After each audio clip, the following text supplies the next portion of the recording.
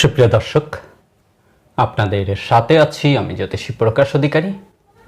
আজ আপনাদের জন্য যে অনুষ্ঠানটির আয়োজন করেছি তার শিরোনাম রবি পাথর টাকার জোয়ার আনে, কে ব্যবহার করলে সফলতা পাবেন।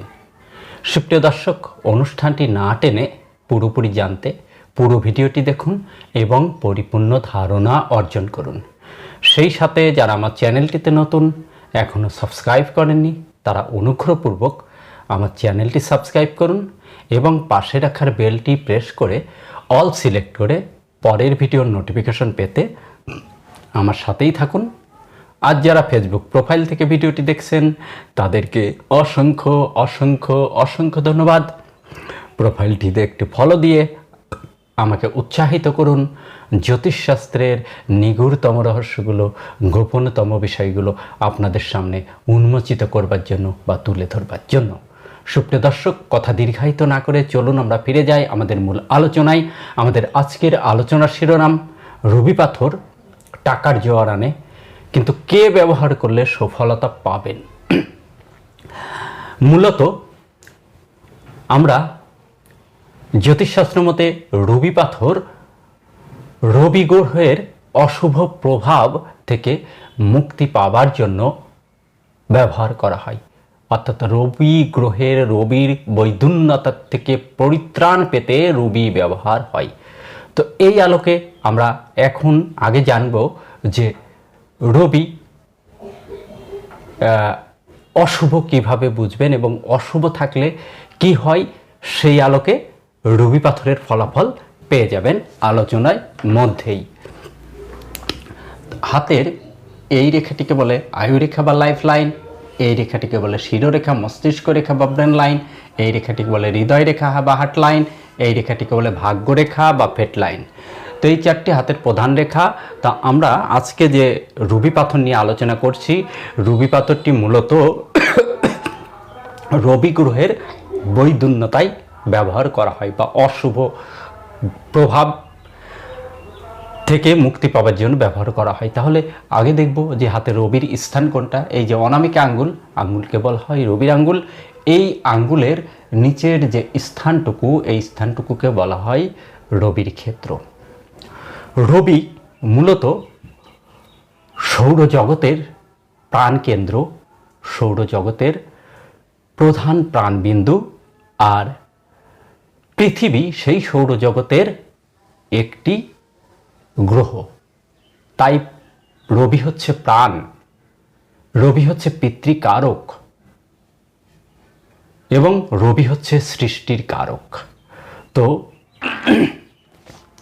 এই রবি অশুভ থাকলে কিভাবে বুঝবেন? এই যে আঙ্গুলটি, রবির এই আঙ্গুলটিতে যদি কোনো পর্বে তিল চিহ্ন, সেটি যে কোনো পর্বে হতে পারে, যে কোনো পর্বে এরোরেখা, কিংবা রবির আঙ্গুলটি যদি চ্যাপ্টা ধরনের বেমানান হয়, কিংবা রবির আঙ্গুলটি যদি এদিকে বাঁকা, এদিকে বাঁকা, পেছনে বাঁকা কিংবা সামনে বাঁকা হয়, তাহলে রবির আঙ্গুলটি অশুভ রয়েছে।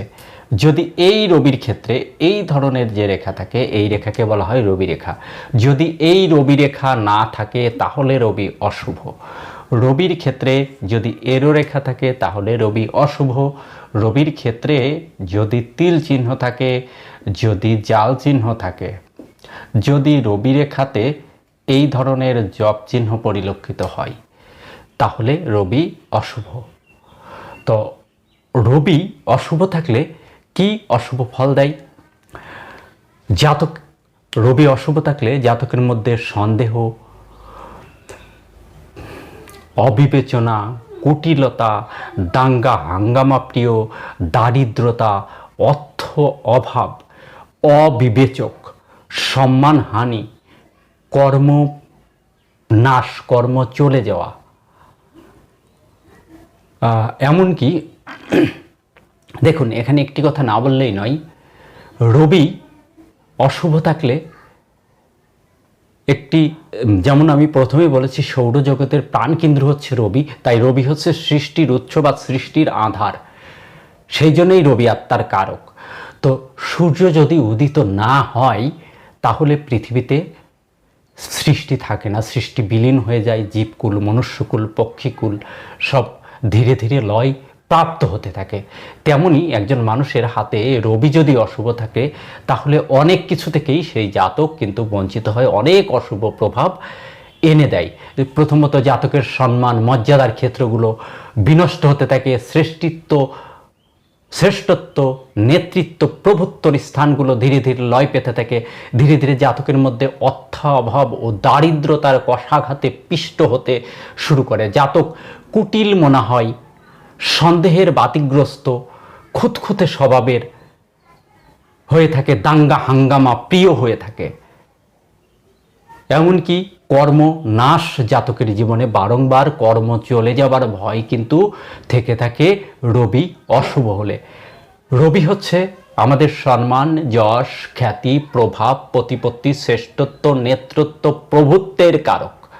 তো রবি যখন অশুভ থাকে তখন জাতকের মধ্যে এই সমস্ত অশুভ প্রভাবগুলো দেখা যায়। তো যখন রবি অশুভ থাকে তখন কেবলমাত্র রুবি পাথর, এই অবস্থায় অশুভ থাকলে কেবলমাত্র রুবি পাথর পরিধানের বিধান জ্যোতিষশাস্ত্র মতে রয়েছে। আর রুবি পাথর পরিধানে রবি অশুভ থাকলে যে সমস্ত অশুভ প্রভাবের গুলোর কথা বললাম এইগুলোর বিরুদ্ধে ধীরে ধীরে কাজ করে। মনে রাখবেন, রত্ন ধারণ কিন্তু অবশ্যই, যেহেতু আজকের আলোচনাটি রত্ন নিয়ে, রত্ন ধারণ কিন্তু অবশ্যই একজন বিচক্ষণ জ্যোতিষীর পরামর্শ মোতাবেক করা উচিত। কারণ একজন ডাক্তারের সঙ্গে যেমন ওষুধের সংশ্লিষ্টতা রয়েছে তেমন রত্নের সঙ্গে জ্যোতিষীর সংশ্লিষ্টতা রয়েছে। আপনার কতটুকু রত্ন প্রয়োজন, কোন মানের রত্ন প্রয়োজন, এগুলো কিন্তু একজন বিচক্ষণ বা বিদগ্ধ জ্যোতিষী তিনি সিলেক্ট করে দিতে পারেন। তাই নিজের মতো করে কখনোই রত্ন পরিধান করা উচিত নয়। মনে করুন আমি একটি উদাহরণ টানছি, আপনি একটি ওষুধ খাবেন, স্রাব, আপনার লাগবে হয়তো 2 চামচ, কিন্তু আপনি 4 চামচ খাচ্ছেন কিংবা আপনি 1 চামচ খাচ্ছেন, কোনোটাতেই আপনার কাজ হবে না। একজন বিচক্ষণ ডক্টর এই ডোজটি আপনাকে নির্ণয় করে দেয়। ঠিক তেমনি একজন জ্যোতিষী রত্নের পরিধানের জন্য কোন রত্নটি তার প্রয়োজন এবং কতটুকু ওজন প্রয়োজন, কিভাবে পরিধান করবে সেটি একজন জ্যোতিষী কিন্তু বলে দেয়। তাই রত্ন পরিধানের পূর্বে অবশ্যই জ্যোতিষীর পরামর্শ গ্রহণ করাই উত্তম। সুপ্রিয় দর্শক,